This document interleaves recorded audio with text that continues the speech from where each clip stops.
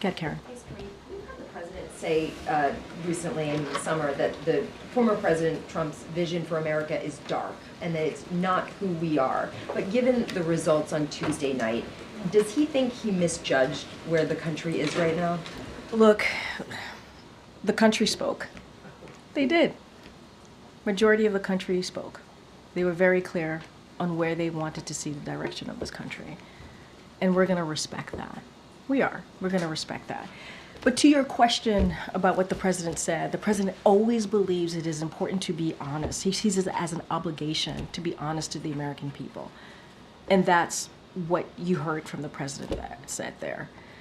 But again, American people made a decision. We're going to respect that. We're going to have a peaceful transfer of power. That is something the president is going to lead, right? He's going to lead by example. That's what you're going to continue to see in the next 74 days. Thanks, Karine. Picking up on that point just a little bit, earlier you said that the White House's view when it came to reproductive rights did not change from pre- and post-election. The president repeatedly referred to Donald Trump as a threat to democracy over and over again. And this morning, though, he said we're all going to be okay. So, was that just political rhetoric? I mean, if you know the president, you know that him saying we're all going to be okay, he's an optimist, right? He believes when you get knocked down, you get back up. We lost, but we're not defeated, right? We suffered a defeat, but we're not defeated. And that is the president's optimistic nature. And it's very similar to the question that I just got from Karen.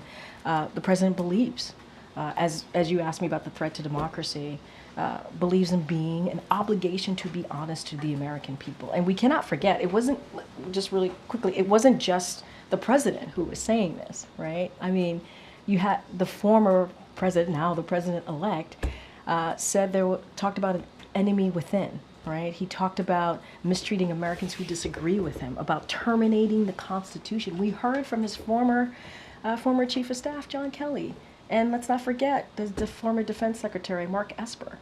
We heard from them and what they had to say. So we weren't the only ones saying that.